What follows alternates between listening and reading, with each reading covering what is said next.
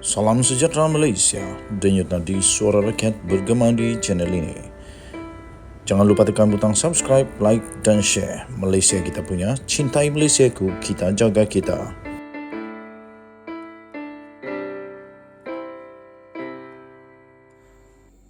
Salam sejahtera Malaysia, denyut nadi suara rakyat bergema di channel ini. Baru saja kita terima sebentar tadi berita yang amat mengejutkan, berita yang menyedihkan untuk seluruh negara Malaysia. Diumumkan secara rasmi sebentar tadi Gopal Sriram telah meninggal dunia. Timbalan pendakwa rakyat kanan itu yang telah pun berusia 79 tahun dilaporkan dan disahkan telah pun meninggal dunia.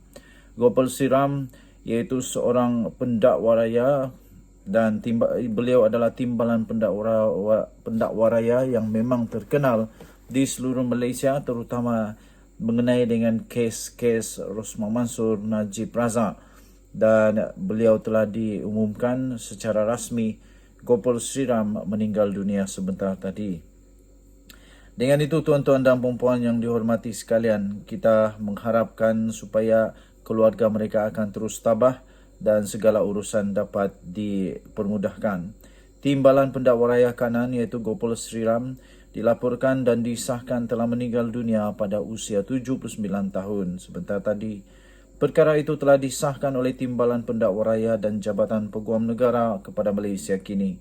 Bekas Hakim Mahkamah Persekutuan itu sebelum ini dilaporkan dimasukkan ke dalam ward di unit rawatan rapi di sebuah hospital swasta di Kuala Lumpur 2 minggu yang lalu.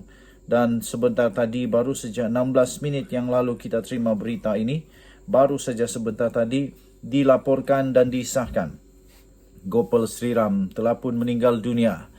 Kita berharap semoga seluruh keluarganya tabah dan kita berharap semoganya semua urusan dapat dipermudahkan.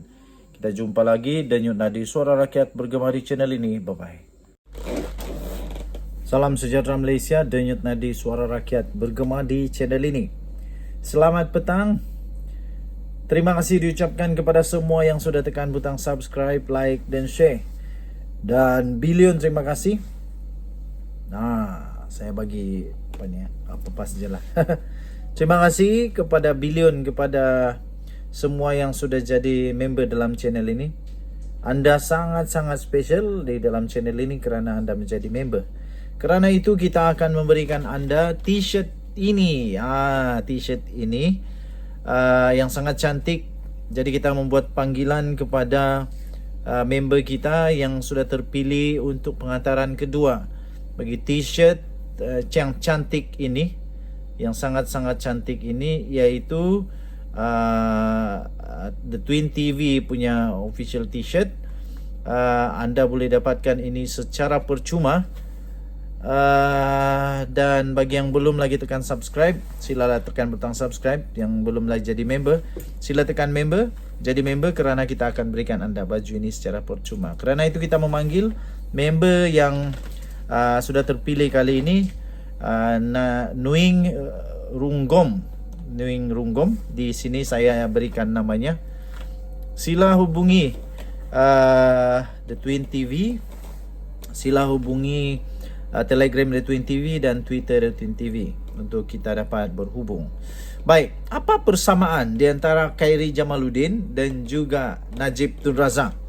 Apa sebenarnya persamaan kepada kedua-dua bekas orang besar UMNO ini? Yang satu bekas, yang satu belum bekas lah. Yang pertama peliknya, yang ini bukan persamaan, tapi yang peliknya, Khairi Jamaluddin tidak ada apa-apa salah, tidak ada apa-apa masalah di perundangan negara Malaysia, tetapi dia dipecat daripada UMNO. Manakala Najib Tun Razak sudah jadi banduan, sudah masuk penjara, sudah jadi banduan pun sekarang ini, tetapi belum pun dipecat daripada UMNO. Yang itu kena tahu dululah. Okey, baik. Persamaan di antara kedua-dua mereka ini. Pertama, Khairi Jamaluddin dan Najib Tun Razak, kedua-dua figura utama dulu di dalam UMNO ini. Dua-dua pernah jadi ketua. Khairi Jamaluddin pernah memegang Ketua Pemuda UMNO. Kemudian Najib Tun Razak pernah jadi presiden presiden UMNO. Jadi kedua-duanya pernah menjadi ketua yang besar di dalam UMNO. Okey, itu yang pertama. Yang kedua, persamaan di antara Khairi Jamaluddin dan juga Najib Tun Razak, persamaan yang kedua ialah kedua-dua mereka ini telah dicantas di tengah jalan. Telah dicantas, kena cantas tengah jalan. Tapi berbeza jugalah. Najib Tun Razak tercantas. Dia sendiri yang buat silap kerana dia telah didapati bersalah dengan kes di dalam SRC International. Akhirnya dia masuk ke penjara dan telah menjadi pohonan daunan bungaan yang gugur di dalam penjara. Manakala Khairi Jamaluddin pula kena cantas kerana nampaknya kerana dia tak sebulu dengan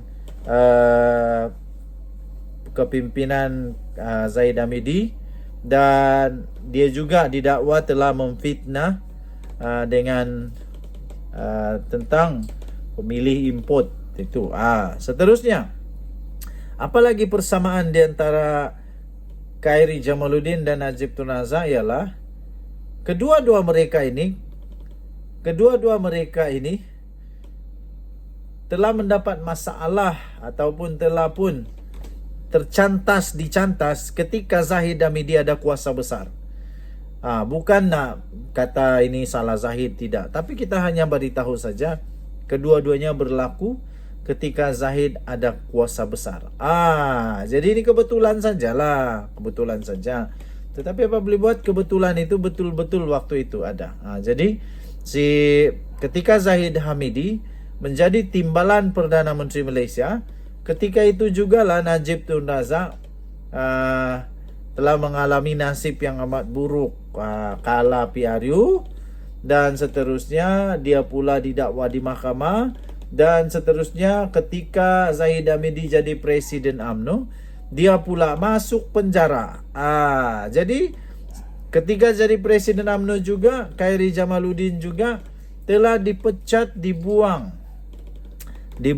daripada UMNO. Walaupun ada prospek mengatakan bahawa Khairi Jamaluddin adalah bakal presiden UMNO, bakal pemimpin besar UMNO, malah beliau juga dikatakan bakal Perdana Menteri Malaysia. Okey, so tuan-tuan dan puan-puan yang dihormati sekalian, secara kebetulan ketika Zahid Hamidi ada kuasa besar, mereka berdua mengalami nasib yang amat tak seronok lah. Begitu juga dengan Hishamuddin Tun Hussein. Ketika Zahid Hamidi ada kuasa besar, dia pun mengalami nasib yang kurang menyenangkan. Tapi tidak juga dapat dinafikan bahawa tindakan Zahid Hamidi ini memang agak berani dan sangat berprinsip, dan juga mungkin boleh menyelamatkan perpecahan daripada perpecahan. Boleh menyelamatkan daripada perpecahan, ya, daripada perpecahan. Okey, so tuan-tuan dan puan-puan yang dihormati sekalian, persamaan seterusnya di antara Khairi Jamaluddin, dan Najib Tun Razak ialah mereka dua-dua ini mendapat masalah. Mereka berdua ini mendapat masalah ketika UMNO berada dalam gelora yang sangat-sangat teruk. Kedua-dua mereka mendapat masalah ketika UMNO sedang bergelora. Sekarang ini pun UMNO berkocak habis, bergelora, malah teruk juga. Kalah pilihan raya paling teruk dalam sejarah.